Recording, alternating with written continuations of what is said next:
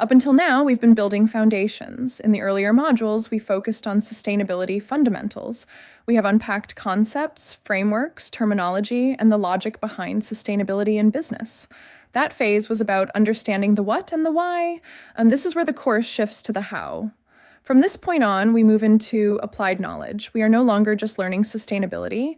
We are learning how to apply it in the context of an organization. In this next part, you'll learn how to translate sustainability principles into a structured end-to-end strategy, one that is credible, practical, and aligned with how the organization you are part of actually operate.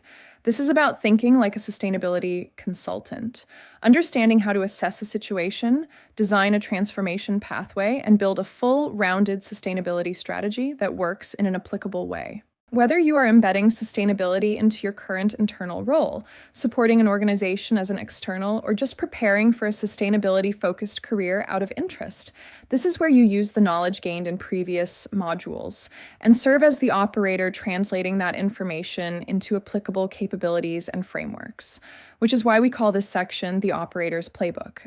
Now we're stepping into what I call the real consulting sequence. This is how sustainability transformations actually happen inside organizations.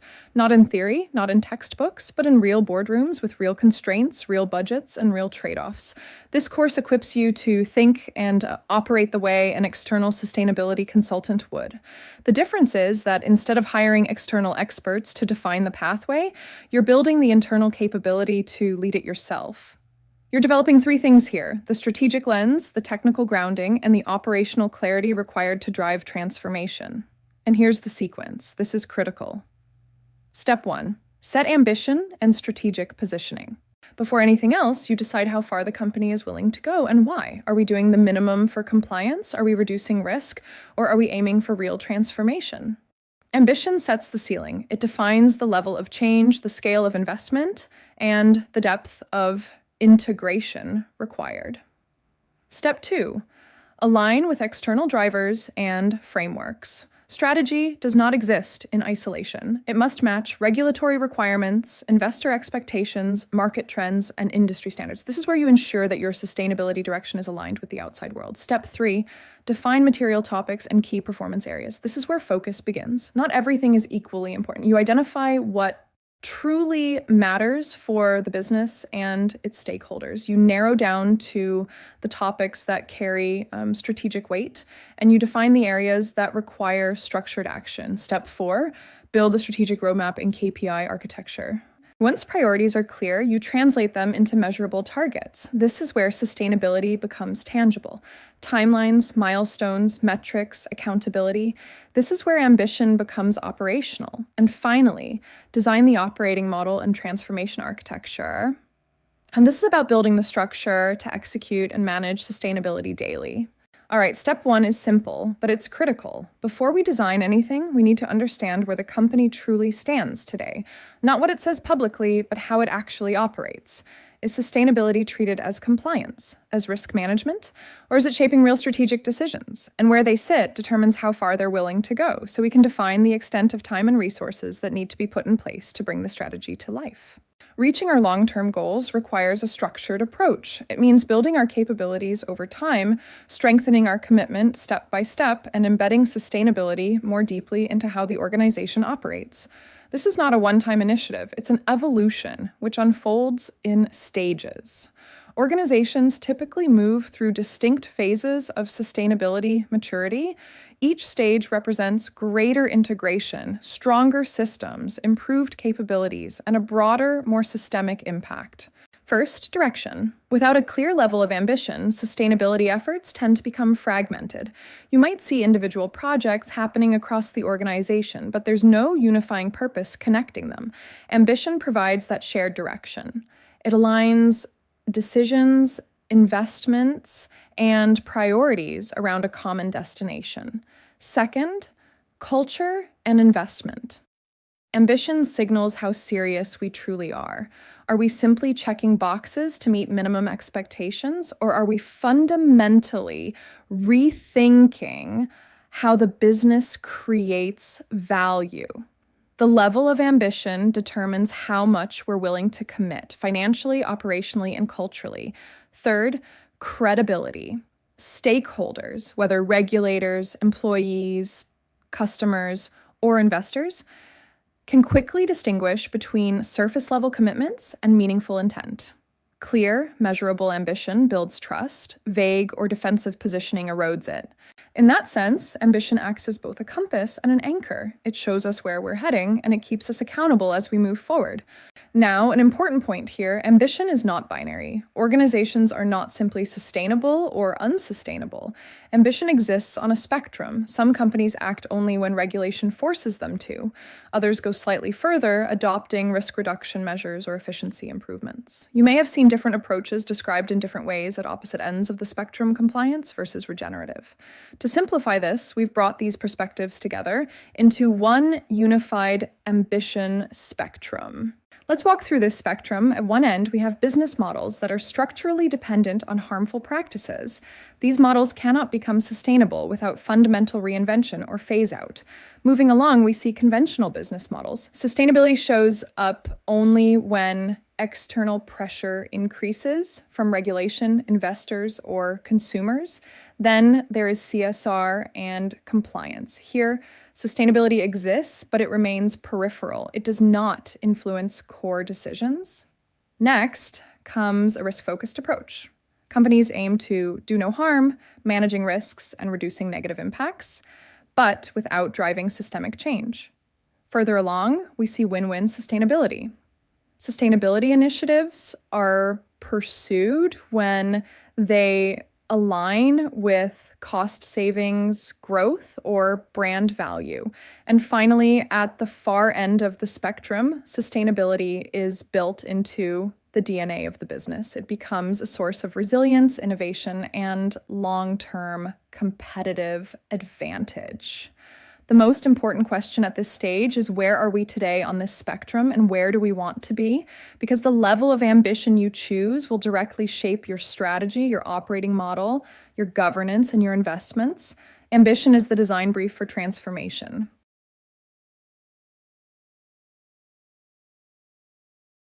Organizations typically progress through sustainability in stages, each representing a deeper level of commitment, capability, and integration. You can think of this as a maturity ladder. Each step builds on the previous one. And while companies may move at different speeds, the sequence itself is fairly consistent. Across industries and regions, we tend to see four dominant approaches emerge. First, a compliance-focused approach, then a risk-focused strategy, followed by an impact-focused strategy, and finally, a systems thinking or regenerative approach.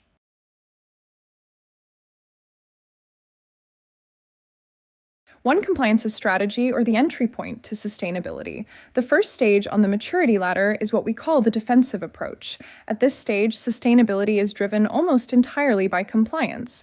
The organization's primary objective is to meet regulations, avoid penalties, reduce legal exposure, and protect its license to operate.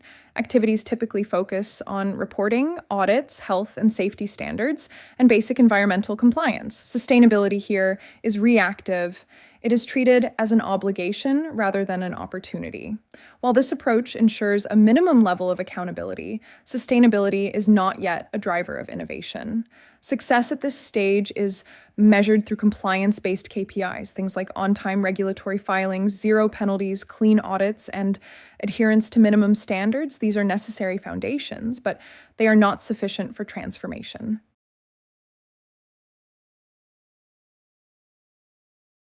Two is a risk management strategy, minimizing exposure, protecting trust. The second stage is the reactive approach. Here, organizations move beyond pure compliance, but they are still largely responding to external pressure. The focus shifts to managing ESG-related risks that could harm reputation, financial performance, or stakeholder trust. You'll often see supplier audits, certifications, due diligence processes, monitoring systems, and risk assessments introduced at this stage.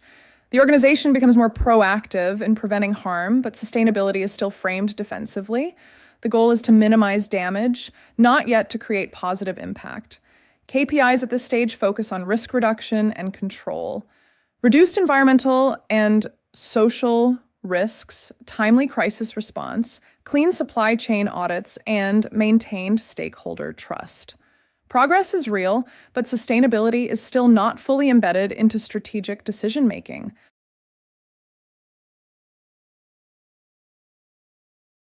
3, negative impact mitigation, meaning addressing root causes and reducing harm. This third stage is the restorative approach. This is where a significant shift happens. Organizations begin to adopt a proactive, long-term sustainability strategy focused on addressing root causes, not just symptoms. The goal here is to reduce, repair, or partially restore negative social and environmental impacts across operations and value chains. Actions may include investing in cleaner technologies, improving labor conditions, reducing emissions, and redesigning processes. While not yet fully regenerative, this stage reflects a clear move toward accountability and responsibility. KPIs become more outcome-oriented. Reduced carbon footprint, improved worker conditions, measurable waste reduction, and cleaner technologies adopted. Sustainability begins to influence operational and investment decisions.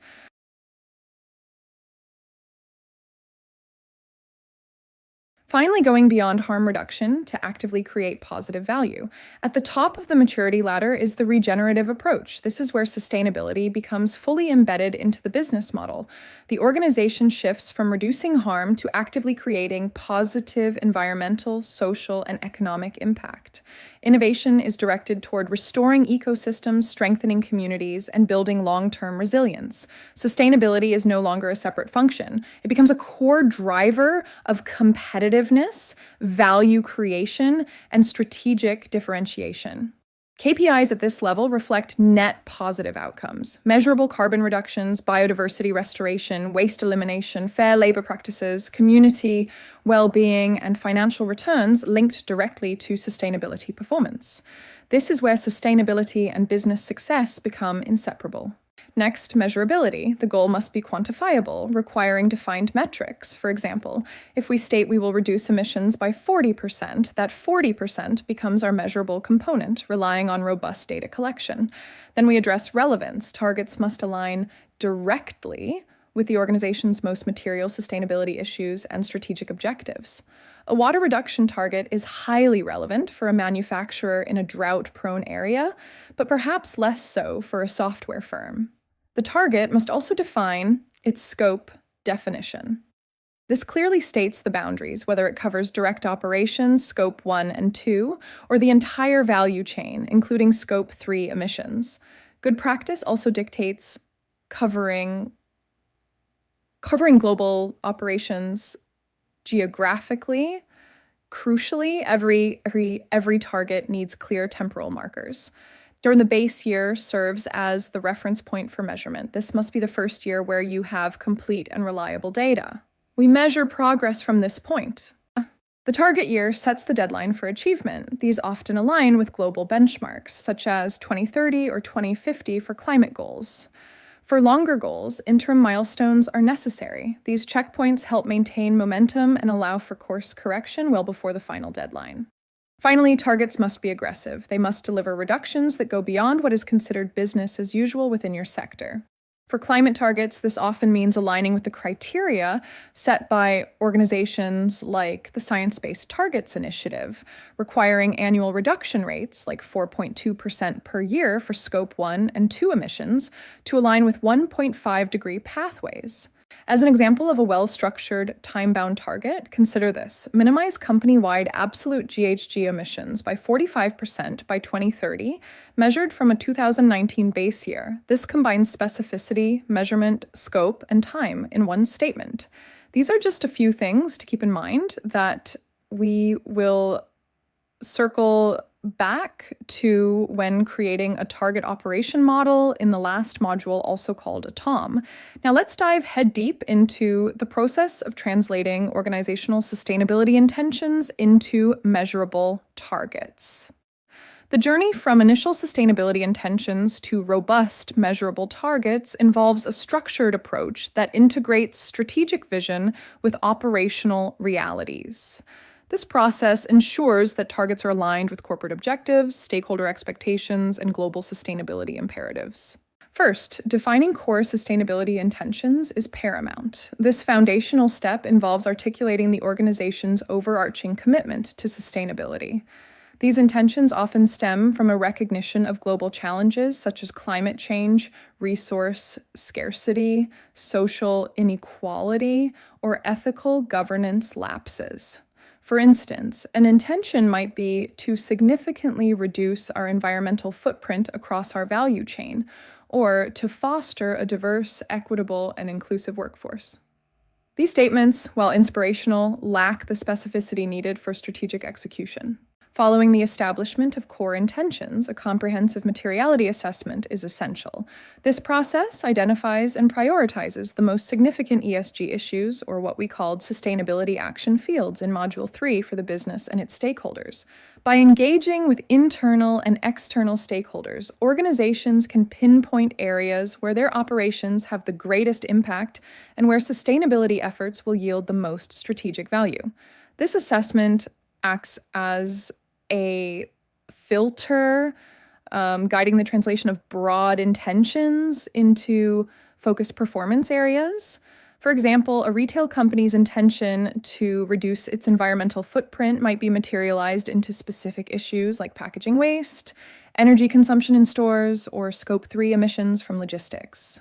Next, identifying key performance areas, KPAs, related to the material issues allows for a logical grouping of potential targets. These KPAs become the thematic pillars under which specific targets will reside. Examples include decarbonization, circular economy, sustainable sourcing, employee well-being, or community engagement. Each KPA will then serve as the umbrella for several distinct, quantifiable targets. Finally, the organization must establish baseline data and develop a robust data collection and reporting framework. Without accurate baseline data, measuring progress against targets becomes impossible. This involves auditing current performance metrics, identifying data gaps, and implementing systems to consistently track relevant information. This framework should be designed to support transparent reporting and facilitate ongoing performance management.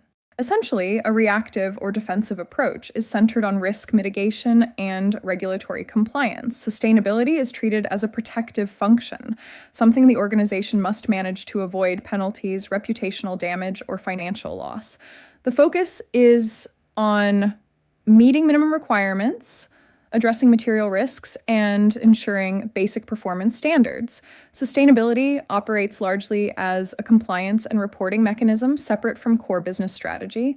In contrast, a restorative or regenerative approach is centered on value creation and business model transformation. Sustainability becomes embedded in long-term strategy and decision-making. Rather than doing the minimum to avoid harm, the organization actively seeks to create positive environmental, social, and economic impact. Sustainability is integrated into operations, innovation, and performance management, and it becomes a source of competitive advantage rather than simply a risk control function.